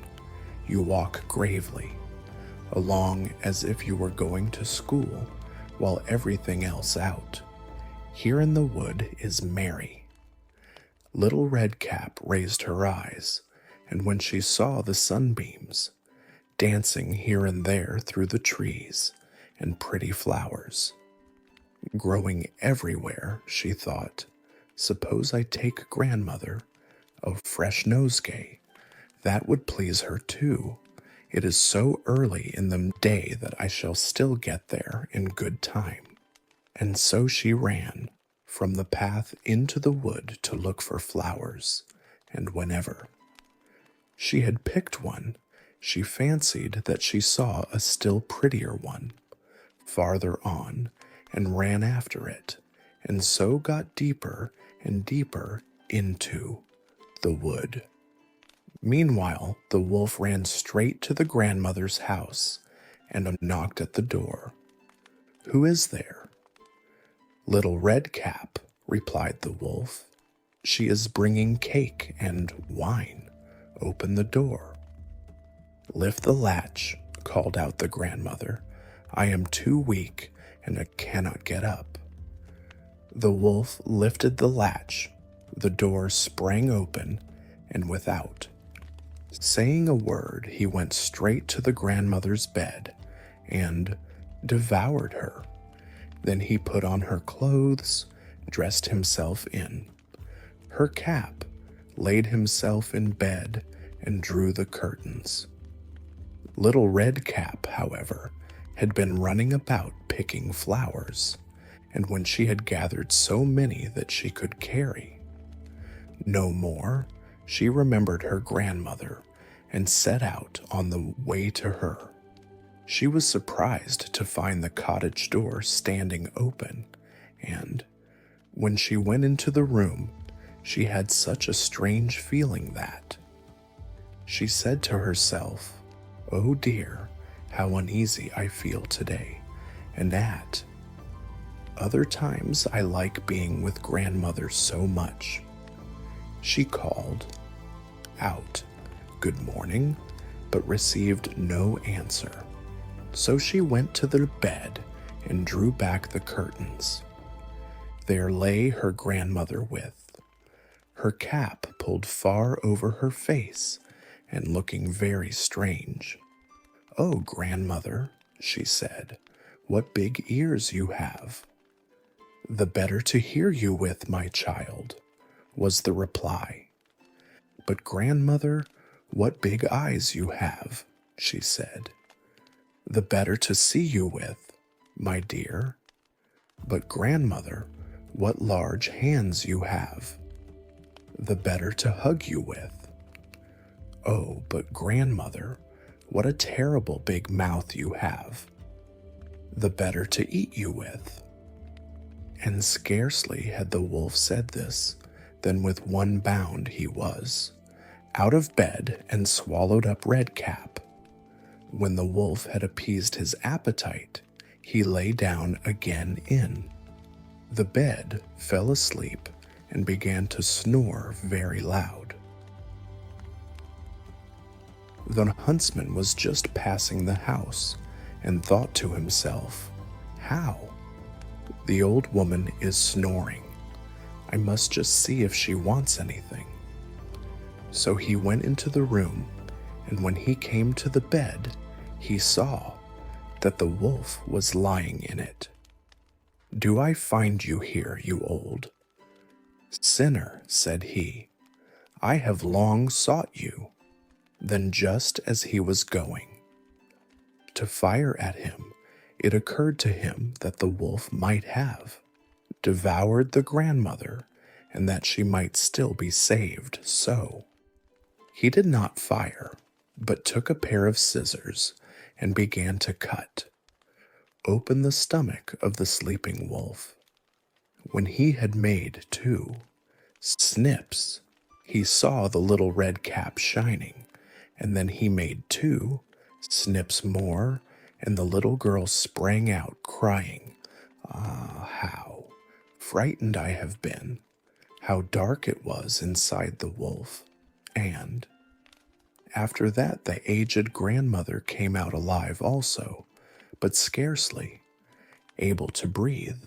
Red Cap, however, quickly fetched great stones with which they filled the wolf's belly, and when he awoke, he wanted to run away, but the stones were so heavy that he collapsed at once and fell dead. Then all 3 were delighted. The huntsman drew off the wolf's skin and went home with it.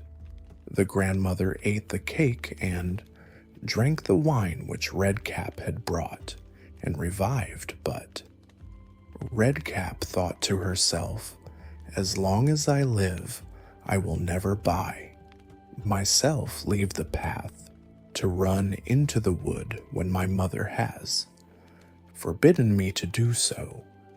It is also related that once when Red Cap was again taking cakes to the old grandmother, another wolf spoke to her and tried to entice her from the paths.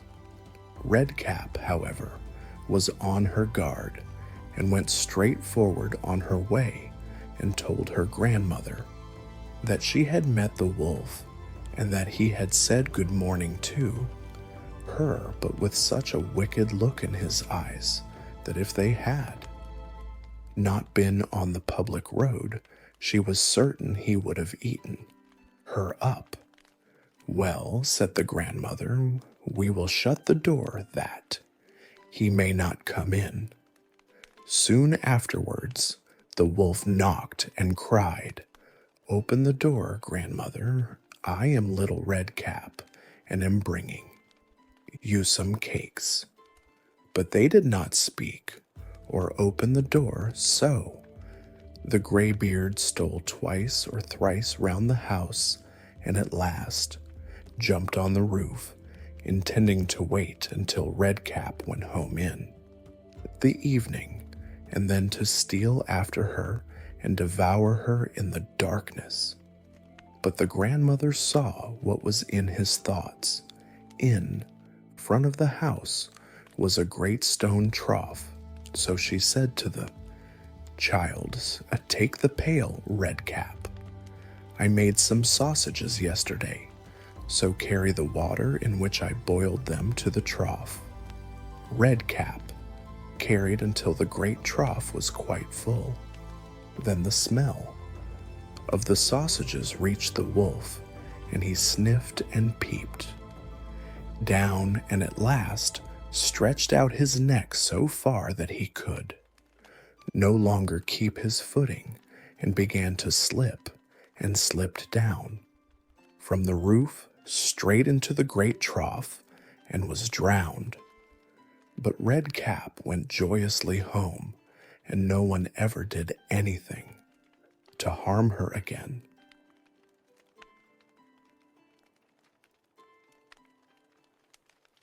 The Devil with the Three Golden Hairs. There was once a poor woman who gave birth to a little son, and as he came into the world with a caul on, it was predicted that in his 14th year he would have the king's daughter for his wife.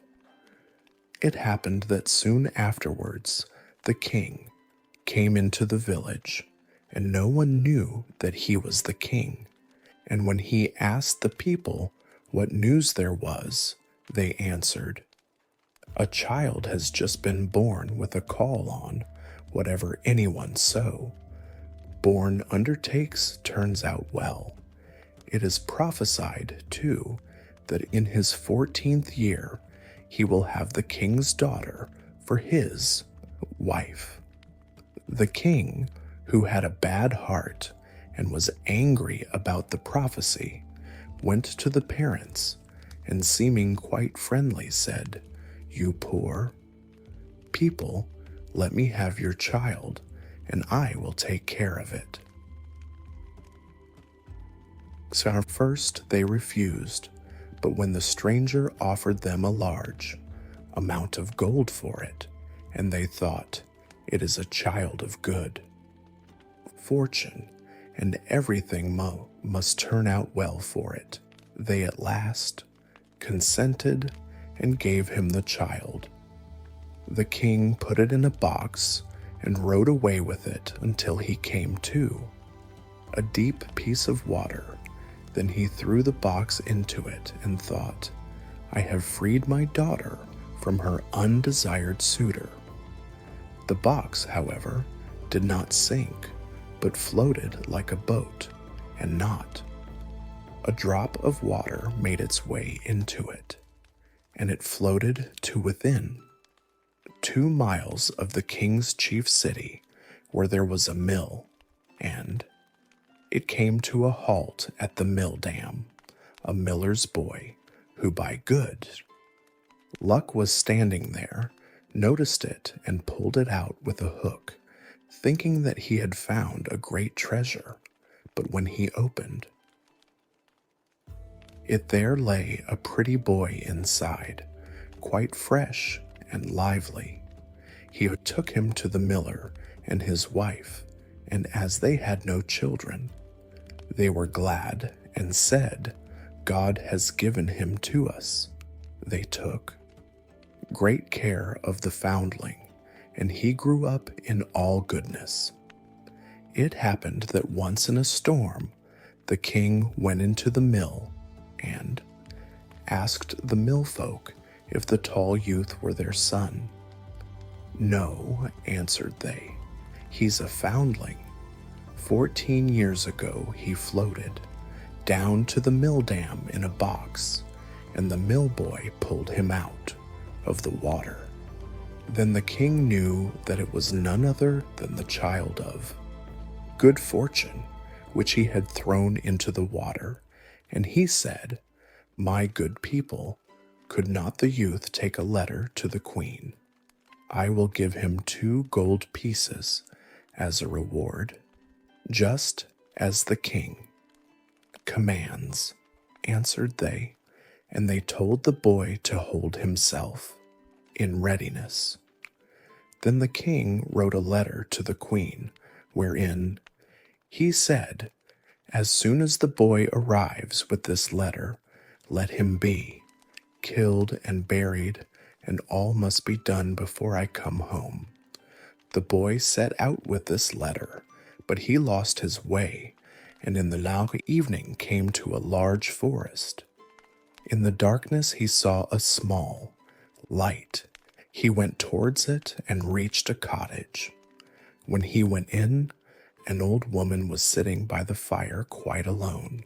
She started when she saw the boy and said, "Whence do you come, and whither are you going?" "I come from the mill," he answered, "and wish to go to the queen, to whom I am taking a letter, but as I have lost my way in the forest, I should like to stay here overnight." "You poor boy," said the woman, "you have come into a den of thieves, and when they come home, they will kill you." "Let them come," said the boy.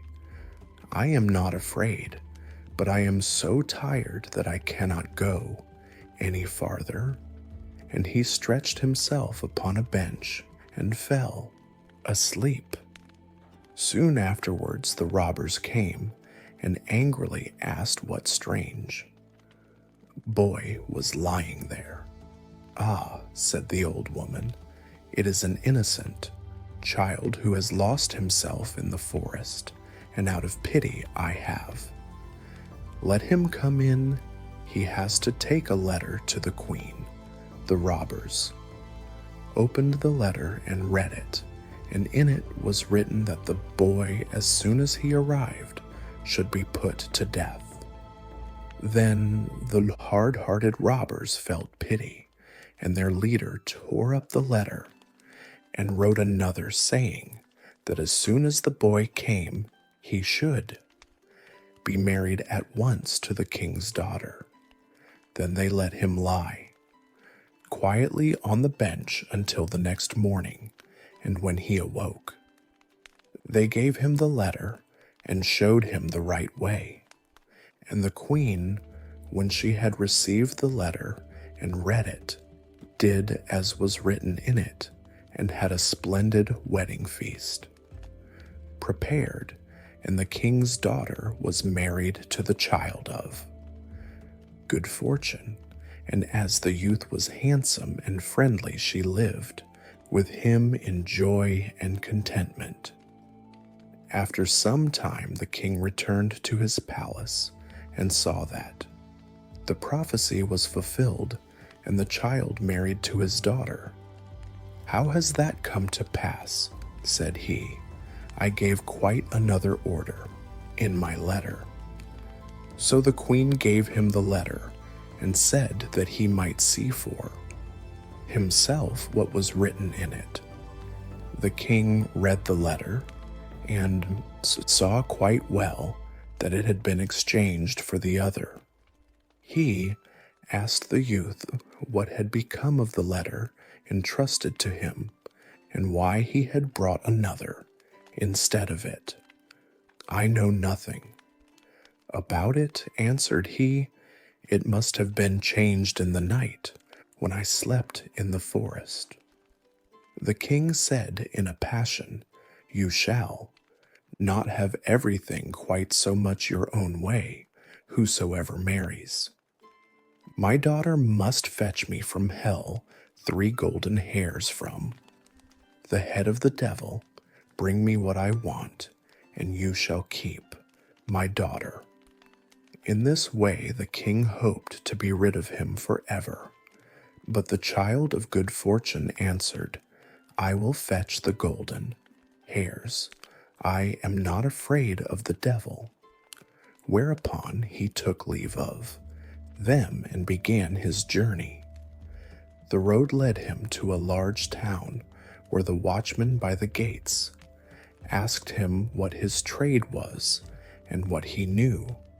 I know everything, answered the child of good fortune. Then you can do us a favor, said the watchman, if you will tell us why our market fountain, which once flowed with wine, has become dry, and no longer gives even water. That you shall know, answered he, only wait until I come back. Then he went farther and came to another town, and there also the gatekeeper asked him what was his trade and what he knew. I know everything, answered he. Then you can do us a favor and tell us why a tree in our town, which once bore golden apples, now does not even put forth leaves. You shall know that, answered he. Only wait until I come back.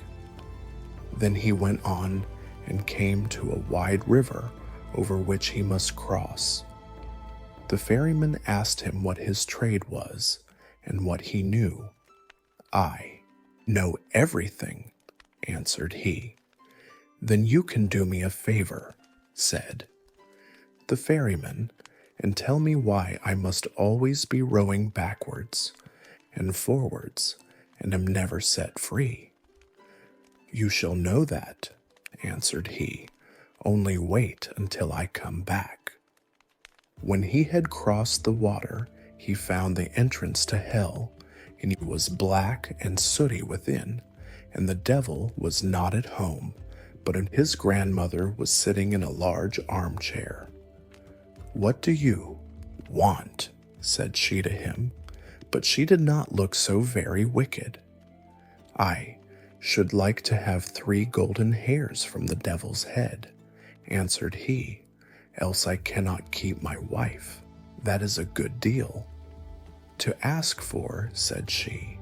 If the devil comes home and finds you, it will cost you your life, but as I pity you, I will see if I cannot help you. She changed him into an ant and said, creep into the folds of my dress. You will be safe there. Yes, answered he. So far, so good. But there are 3 things besides that I want to know. Why a fountain, which once flowed with wine, has become dry, and no longer gives even water. Why a tree which once bore golden apples does not even put forth leaves, and why a ferryman must always be going backwards and forwards and is never set free.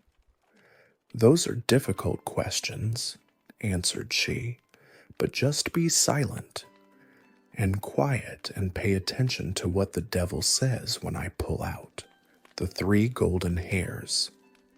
As the evening came on, the devil returned home. No sooner had he entered than he noticed that the air was not pure. I smell man's flesh, said he. All is not right here. Then he pried into every corner and searched, but could not find anything. His grandmother scolded him. It has just been swept, said she, and Everything put in order, and now you are upsetting it again. You have always got man's flesh in your nose. Sit down and eat your supper." When he had eaten and drunk, he was tired and laid his head in his grandmother's lap and told her she should louse him a little. It was not long before he was fast asleep, snoring and breathing heavily. Then the old woman took hold of a golden hair, pulled so it out, and laid it down beside her. "Oh," cried the devil, "what are you doing?" "I have had a bad dream," answered the grandmother, "so I seized hold of your hair. What did you dream?" "Then," said the devil, "I dreamt that a fountain in a marketplace, from which wine once flowed, was dried up, and not even water would flow out of it. What is the cause of it?" "Oh ho, if they did but know it," answered the devil.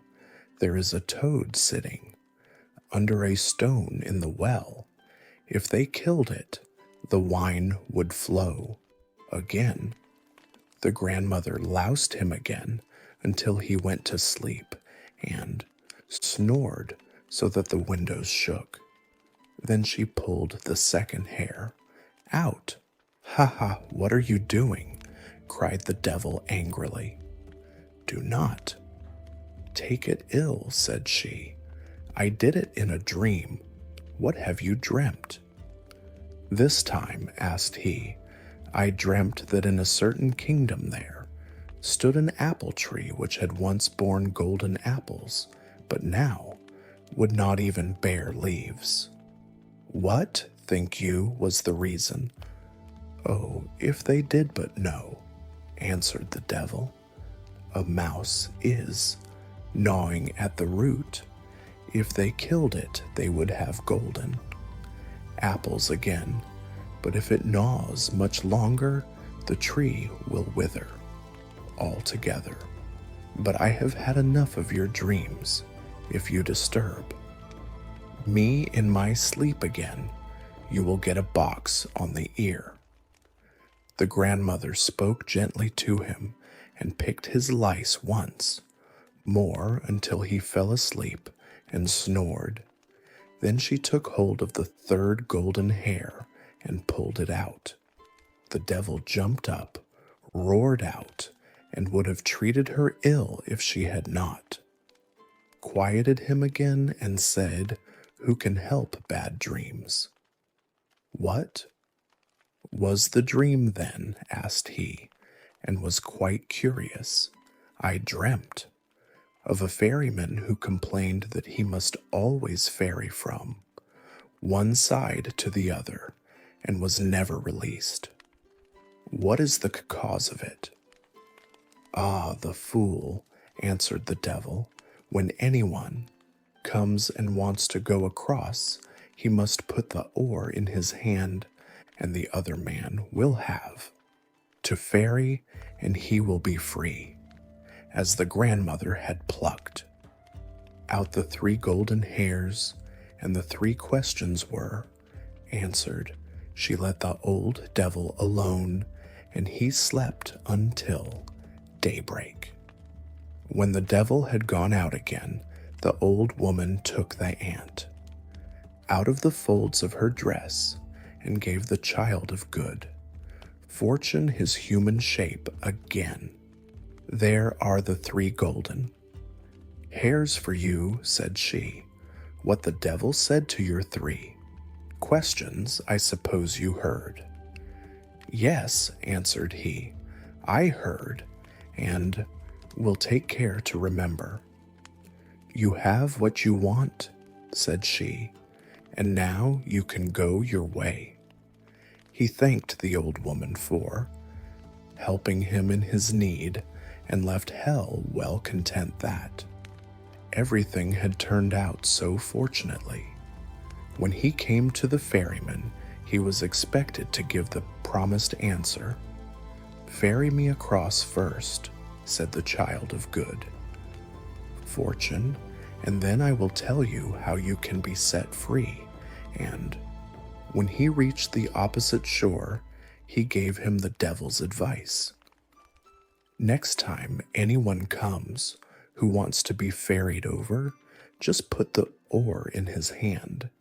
He went on and came to the town wherein stood the unfruitful tree, and there too the watchman wanted an answer.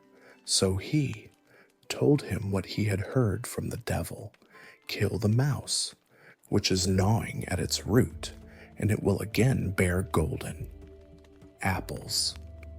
Then the watchman thanked him and gave him as a reward 2 asses laden with gold, which followed him. Finally, he came to the town whose well was dry. He told the watchman what the devil had said: "A toad is in the well beneath. A stone, you must find it and kill it, and the well will again give wine in plenty." The watchman thanked him and also gave him 2 asses laden with gold.